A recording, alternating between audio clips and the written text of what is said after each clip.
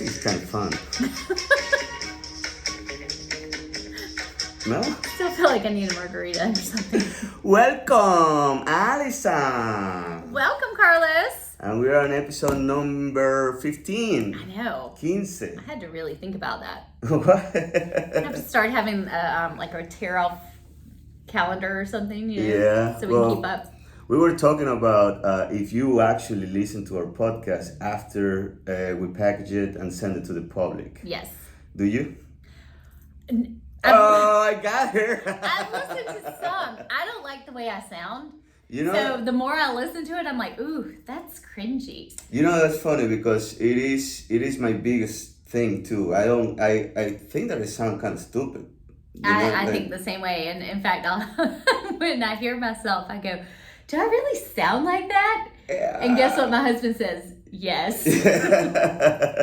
And David actually doesn't listen to the podcast because No, he doesn't want to doesn't. hear you anymore.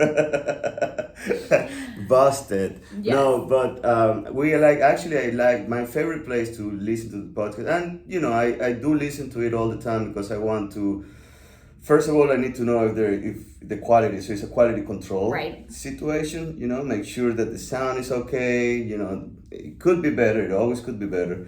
But also I listen it with right next to my son when we drive. My son Damien is an avid listener of our podcast. He's our number one fan. We'll have to get him a badge. You know, probably number 2 after our mothers. Yeah. My mom doesn't listen. Your mom doesn't listen. Jeez. She listened to the first one and she was like, I don't care about real estate. I was like, Mom, it's not about real estate. That was the whole point of 30 Minutes Down South. Yeah, actually, we haven't really gone deep into real estate in a long time. We should start talking about what the market is going. We might should talk about that next week. Yeah, you always move it to next week. We talk so much about real estate all the time, and I know that can be a subject that we can touch it, you know, but going deep is kind of boring for people. It is. That is the feedback that I have gotten, you know, actually from my son, number 2 fan after, I guess my mom is your the mom, one, yeah. One. Come on, we're gonna talk. What's your mom's name again? Jeannie. Come on, Jeannie. Call her out. Jeannie, I know that you will be listening to this episode. Please go and listen to the other 14, okay? Because next time I see you, I'm going to be asking you questions about the other 14 episodes, and you better know the answer. Come on. She will not know the answer. Don't tell me you don't have 30 minutes to spend. Hey, if we could get on Netflix, she'd probably watch it. Okay. It's a thought. Are you Netflix material? Maybe. Yeah. I think you are. At least you're convinced about that, right? You didn't hesitate. You know. They can follow Come on, us you gotta around believe in Chapin. yourself, Alison. Are you or are you? I think we're Netflix? pretty interesting people. No. Okay. Are you Netflix material? Yes. Yes. Yeah. There you go. I That's am Netflix material. Awesome. Are you Netflix material? Maybe Hulu. It's the ads. Without ads. No, if you're gonna watch me on Hulu, just pay for the subscription and skip the ads. I don't pay for it. Please. Anyway, so besides the quality control, I like to listen on how can improve my, you know, how I talk, I guess. Yeah. But it is hard. See, I just did the one thing I hate. When I listen to myself, to our podcast, and I go, yeah, I hate that. It's almost like that, I've been trying to cut the so Alison, that sound annoying to me. But the funny thing is that I ask people that listen and they don't notice. So are we being too harsh on ourselves? Maybe. Well, if you want to be Netflix and Hulu material, you know you have to be. You have to. Alison, what do we have today? So we have Andrea Lange today. Who? Andrea Lange. Who's Andrea Lange? Andrea Lange. I have no idea who she is. That's who we have. Don't mess with me. Gosh. It's been a long week already. It's just it feels like Monday today. By the way, happy Memorial Day. Why is it Happy Memorial Day? I mean, are we celebrating people that die in wars and stuff? I don't know. You know, I've always, for years, made a post on Facebook about Happy Memorial Day. And I actually read on, it's a friend of mine, her husband's Facebook page. And he is a veteran. And he had made a post last year about how it bothers him that he feels like people don't recognize the sacrifices that our military makes throughout the year. But then when Memorial Day comes around, everybody wants to say, thank you so much for your service and your sacrifice and happy Memorial Day, let's go cook a hot dog. And that they, in his opinion, it has really just been made into another holiday and reason for people to be off work and have fun. So that really made me think long and hard yesterday about the day, and I talked with my kids about it and why we have Memorial Day and the reason, you know, that we should not celebrate but be aware of the sacrifices. And that's the thing that's what I think that a day like Memorial Day is important, because it gives you not just the opportunity but a reminder, because sometimes, you know, life happens and you get away with stuff and you don't necessarily think about it every single day. You know, think about how grateful we should be with the people that gave, you know, their service, and more than their service, gave their life, you know, in order to maintain the way of life that we have here in the United States. Coming from a different country, you know, I can tell you that I appreciate a lot what has been done to make this country the way it is. Yeah. You know, because I wasn't part of it, you know, even, and this is a long subject, but I tried to join the military once back in 1990, back in 2001 when the Twin Towers got down. But like I say, it's a long story. I just couldn't make it, and I never happened. But I've had a ton of friends that are veterans. I had a ton of friends that are active. Actually, my niece that lives in New York City just joined the Navy. Did she really? As we speak right now. That's amazing. Yeah, as we speak right now, she is in, I want to say Illinois. Yeah, she's in Illinois, in boot camp. I know. Good for her. I know. We're very excited about it. I like to see more women stepping up. So, back to Memorial Day. I think it's just like Christmas and Thanksgiving. You know, yes, it has been commercialized. You know, it has been, hey, happy Christmas. If you actually think about it, Christmas is, you know, the death of Jesus Christ. No, right? it's the birth. The birth. Well, Easter is the death. Easter is the death. You're right. It's the birth. But we celebrate Easter too. Yes, you know? we do. And a lot of, you know, it's just a day. It gives you the opportunity to remember some of the things that we might give for. I mean, if we never had a Memorial Day, maybe some people will not know or not remember or not throughout 2 or 3 years. You know, it's not just have those conversations. Yes, it's just human nature. But overall, you know, thank you for your service. Thank you for the family of the people. Absolutely. Because they are the ones that, you know, suffer the most when somebody you love is gone for war. Anyway, we're talking about Andrea Lange. Yes, and with Dominion Energy. Yeah, yes. And we touch a couple subjects in there that are very, very interesting. We touch obviously how the power gets generated that comes to us. We talk about Pine Island, which was a private island owned by SCNG and their employees that is now being turned over to the state. And we talk about Camp Kemo. Listen, it's a good one. All right, Andrea, you're on. And we're here with Andrea Lange. Lange or Lange? How do you like to pronounce it? Lange, Lange. Well, thank you for being on with us today, Andrea. Tell us a little bit about yourself and what you do. Okay, I grew up in Lexington, South Carolina. I've been in Chapin since 84, and I've been working for Dominion Energy for 36 years. 36 years, that's, so you started to work at Dominion when you were 12? It was SCNG, then it was Dominion. So I started when I was about 21, actually, so that does tell my age. And what exactly do you do there right now? I'm considered a plant processor, and I process invoices and work out at one of the power plants. And the power plant I work in, it is in Jenkinsville, South Carolina. It's called Fairfield Pump Storage. Okay. Did you work in the VC Summer plant? The whole... We are on the side of the VC Summer but I do not work at the BC Summer plant.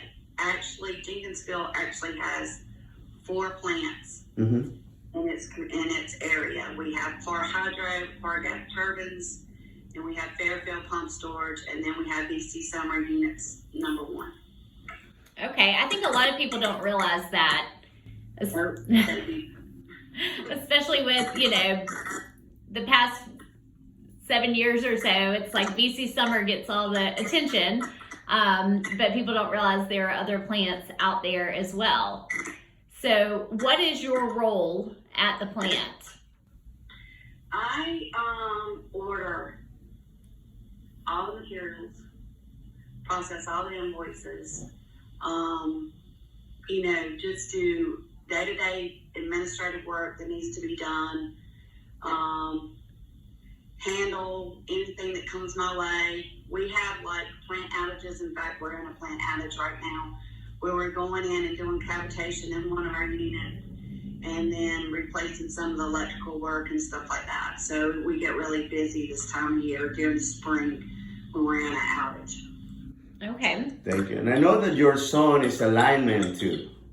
That's right. I'm actually second generation SCNG. My son was hired on SCNG. Now we're Dominion Energy.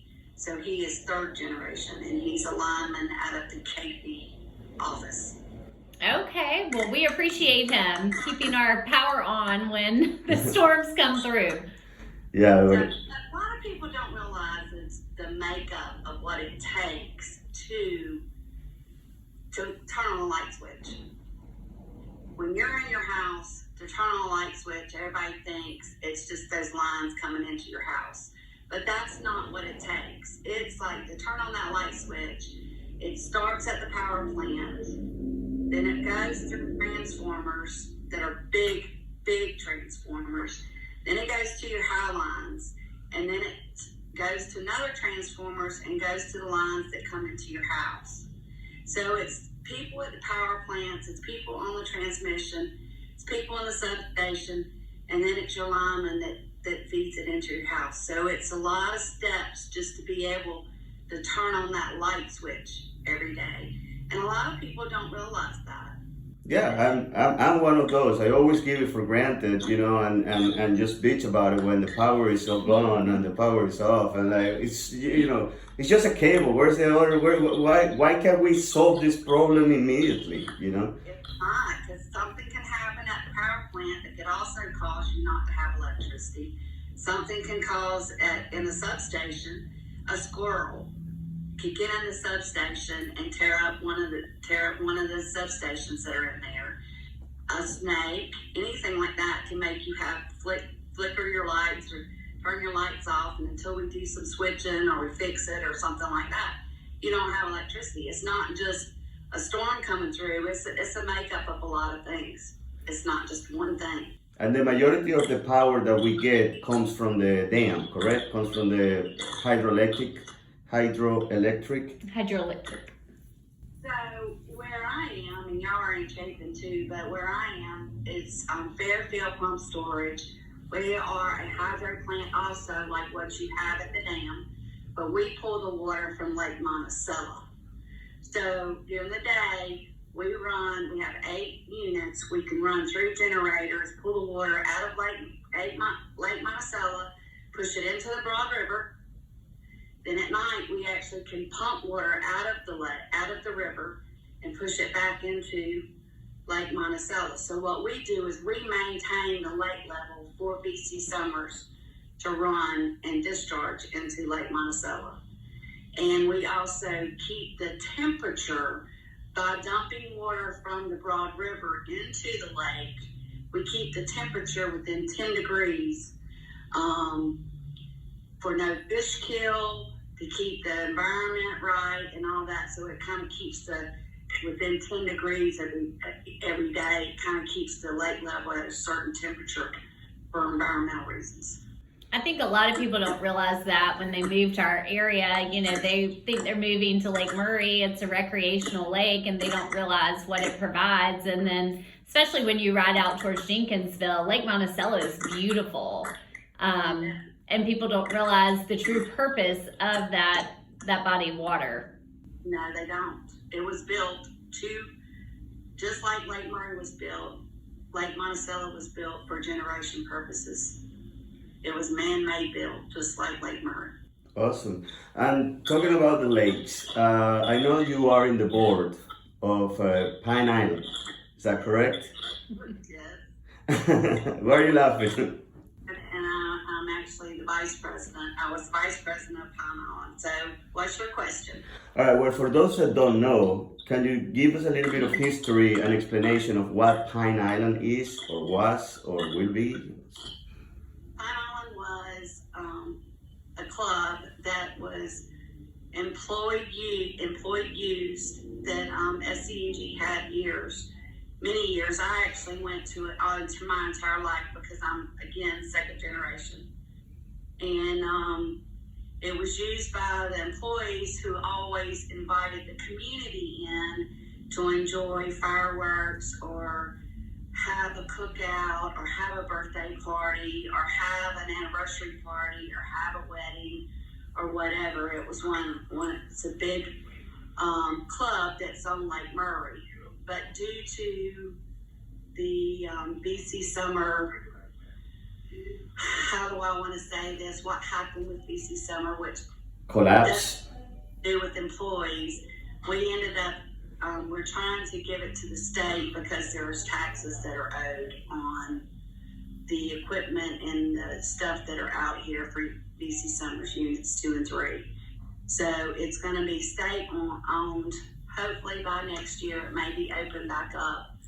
Something like Villager Island, I'm thinking, is what they're thinking about doing. That's what I've heard. And having gone to Pine Island for many years, my kids loved being there over the summers. I know it's heartbreaking for a lot of families that, that was a piece of them, especially families like you who are generational, working for SENG, now Dominion.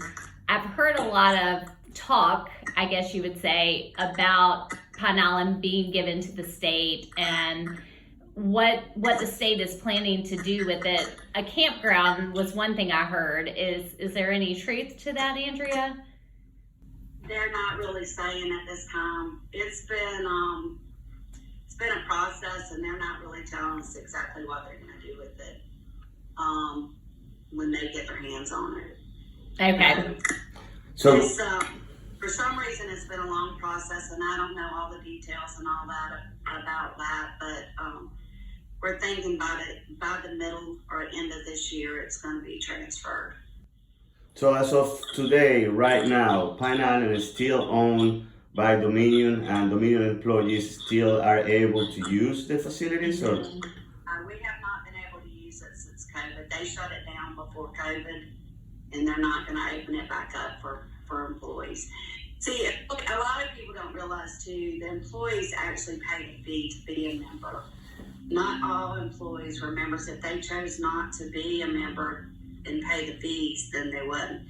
But we paid a fee to be a member of Pine Island. So you have the use of it and of their facilities. But you're still responsible for the maintenance right now, correct? Or? Yeah, Dominion is taking care of the maintenance for now. Yeah. One of the events, and I believe that one of them was in Pine Island, but you can correct me if I'm wrong. It was Camp Kemo. That's correct. That's correct, right? And talk to us. Do you know what Camp Kemo is? I've heard of it, Mm-hmm. But I would love to get Andrea's spin on it and tell us in more detail, in more correct detail than I could probably give. Let's put it that way. Burles knows how I got involved with Camp Kemo, but I'm not saying this to make anybody sad or anything like that. It's the reason why I got involved in Camp Kemo. I had a daughter that had leukemia and died in '85 from cancer, ALL, acute leukocytic leukemia. When she died the following year of '86, I became a counselor of Camp Kemo. And Camp Kemo is a camp that's for kids with cancer. And it's also one of your siblings can come to camp with you. And it's strictly for kids with cancer or a sibling. And it's like 1-to-5 ratio. So you have one counselor for 5 kids. And it's a camp that kids can be at that have cancer and be around other kids with cancer and be around, just have a good time for the week. There's nurses on staff, there's doctor on staff. We are also trained as counselors to be able to handle any situation. So it's kind of like a week that the parents can have a break from cancer and the kid can go to camp and not worry about, they can get their chemo. You have chemo called, pill called 3 times a day. You may even get chemo medicine at camp, or you may even have to go to the hospital for the day to get maybe chemo, or for a couple of hours and then you come back. It's just a week that the kids get to be kids and enjoy being around other kids that have the same or in the same situation they are. And they can sit around and talk about, what they're going through and how they're going through it. It's a wonderful thing for these kids. And it's from ages 5 to 18 years old. And it's for 1 week during the summer, every summer. And it is only donation provided. It's only people donate for this camp. And that's how each kid gets to go. So where is it now, Andrea? So years ago, it used to be out at Camp Kemo, which is out in Leesville. And then it got so big, they had to move to a camp close to Clemson. But now they have actually moved the camp back to Camp Cole. And I don't know, part of that is in Eastover. Yes. Moving it back to Camp Cole has been great. But one of the things that I've done, as not being I was a counselor for 13 years, but then I started this thing, what we called Camp Kemo Lake Day. And I used to have it out at Pine Island. And it's where volunteers all over the community, and I'm talking about all over the community, bring a boat and they take the kids. They didn't water ski, but we let them tube. And they would take them tubing, and we would fix lunch and just spend the whole day out on Lake Murray for the day. And it was extremely fun. The kids voted that the best day of camp every year because they had some of the kids come from all different kinds of places. Number one, never been on the lake. Some of them never been on a tube. Some of them had never done anything like that, that type of thing, and just thoroughly had a great time. It's wonderful.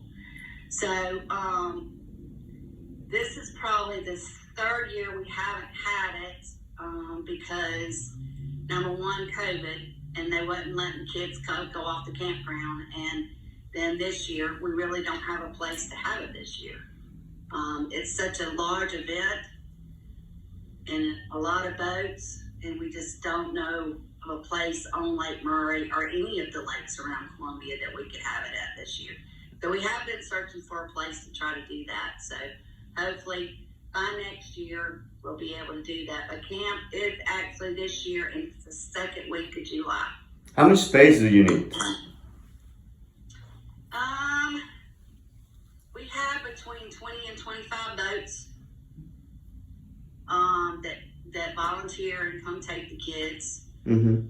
And then I'm just saying with staff and everything, it's usually between 120 kids, and then you got staff, probably another 50, and then you got everybody helping and cooking, and it's usually around 300 people. Wow. That gets this event and has this event and gets it on. And how many children do you have? 125 to 145, depending on the year. It's been as much as 145 to 125. So. Well, hopefully somebody is listening to this episode and knows somebody that might help you secure another location for you, or maybe even when the state takes over Pine Island, will be open to block a day or two to keep the tradition going, because it does sound like it's a wonderful time for kids in one of their probably the worst moments of their lives. Yeah. So Andrea, if someone wants to get involved with Camp Kemo, be it, donations, volunteering, how can they help? Okay, well, Facebook, that has a Facebook. Camp Kemo has a Facebook. It's a part of Prisma Hospital. It's called Camp Kemo. It has a Facebook, and Cassie, who is the director of Camp Kemo, has links and stuff on there. So you could actually probably, if you go on Facebook and find it. As far as volunteering, they do all kinds of events all year, not just what I'm talking about, the week of camp. They do all kinds of events all year to get out and help. And my suggestion is to look on Facebook and see if there's an event you want to do or help with, and get in contact with Cassie. All right, good to know. Thank you. That's awesome. That's a lot of good information, Andrea. Hopefully we can help spreading the word, promoting the event, promoting the foundation, and that's actually a really, really, really, really good cause. It feels good to give back, and I'm gonna tell you, just to see a smile on a kid's face when they come off that lake is like make the whole thing worth it. It is absolutely beautiful. Yeah, absolutely. I got a little nut in my stomach.